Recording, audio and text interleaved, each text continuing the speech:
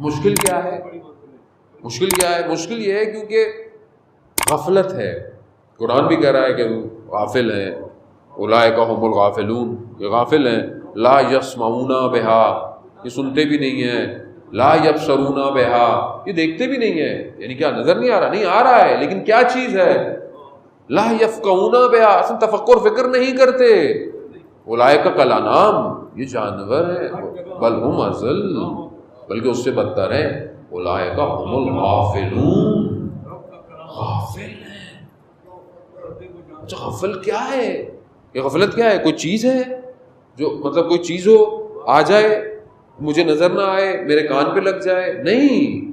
اصل قرآن جب غفلت کا ذکر کر رہا ہے کیا ہے؟ کیا چیز تھی کہ جانتے تھے رسول کا نواسا ہے؟ جانتے تھے کیا چیز تھی؟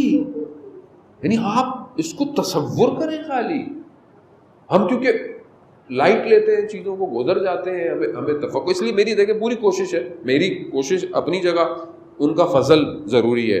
وہ لطف کریں گے تو ہم ان منازل کو طے کر پائیں گے چند دن تک، کہ ہم اس غفلت کو ہٹائیں اور وارد ہوں. دعا کریں آج گھر جا کر، جب آیا کریں 2 رکعت نماز استغاثہ پڑھ کے آیا کریں. کیوں؟ کیونکہ ایسی جگہ جا رہے ہیں جو نور کی طرف دعوت دے رہی ہے. یعنی باوضو، یعنی جیسے ماہ رمضان آتا ہے نا تو آپ کہتے ہیں ٹوپی پہن لو. نہیں میں نے نہیں سننا، میں نے کیوں؟ روزہ ہے. اللہ اکبر، اللہ اکبر. عالم دین آیت اللہ غازی رضوان اللہ تعالیٰ علیہ سے پوچھا روزہ سید الشہداء، یعنی امام حسین علیہ السلام پر گریہ کرنا، کہا نماز شب سے افضل ہے.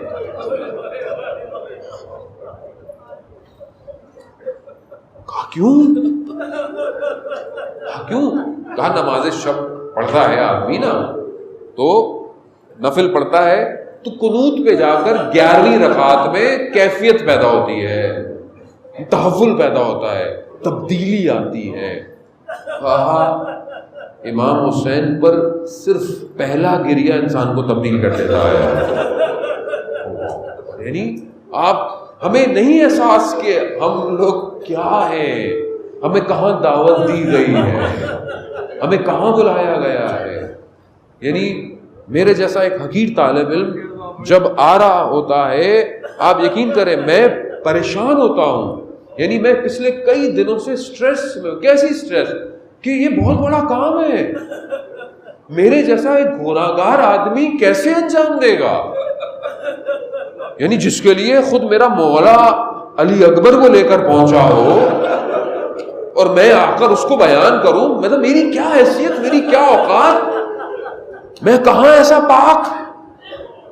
یہ کہ انسان اپنے آپ سے، تو میں تو بس ہاتھ جوڑتا ہوں اور یہی کہتا ہوں یا سیدہ آپ کے بیٹے کا غم ہے.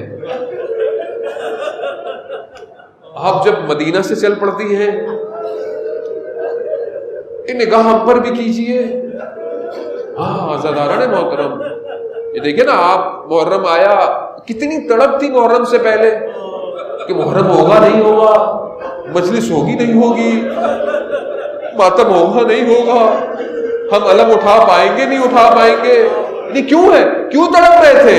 کیونکہ ہماری روحیں، ہماری نفس جو ہے وہ آزاداری میں ہے، ہماری حیات ہے.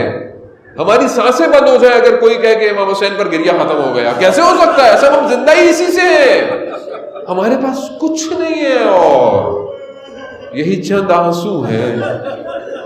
اس لیے جب یہ چاند نکلتا تھا تو امام رضا علیہ الصلوۃ والسلام کیا فرماتے تھے؟ ابن الشبیب، اللہ اکبر. یعنی صرف یہ یاد رکھا کریں، مجھے جب چاند آتا ہے اور ہوتا ہے تو مجھے امام رضا کی حدیث یاد آتی ہے کہ امام رضا سیاہ کپڑا پہن لیتے تھے، مسکرانا چھوڑ دیتے تھے. یعنی ایک عالم میں آ جاتے تھے. یمن شبیب، شبیب کو یہی کہتے تھے کہ اگر کچھ چاہیے، اگر ساری چیزیں پوری کرنی ہے تو یہ ہے بقا، امام حسین پر گریا۔ یہ وہ چیز ہے جو امام فرماتے ہیں کہ یہ تمہیں پاک کرتی ہے، طاہر کرتی ہے، طہارت ہے یہ گریا۔ اور جب انسان طاہر ہوگا تو اس گھر میں داخل ہوگا، یہ طہارت ہو رہی ہے۔ اس کو اس لیے کہا کہ امام حسین پر گریا انسان کے گناہوں کی مغفرت ہے۔ واقعی معرفت کے ساتھ ایک گریا ہو آپ کو بچا لے گا۔ اور یہ ہمیں نہیں، امام جعفر صادق کے ساتھ فرماتے ہیں کہ تمہاری آنکھ سے گرا ہوا آنسو چاہے وہ بالکل حقیر سا ہی کیوں نہ ہو، وہ جہنم کی آگ کو خاموش کر دیتا ہے۔ کیونکہ ظاہر ہے ہم جس عالم میں ہیں ہمیں سمجھ میں نہیں آتا، ہم شاید اس کو درک نہیں کر پاتے اس کیفیت کو۔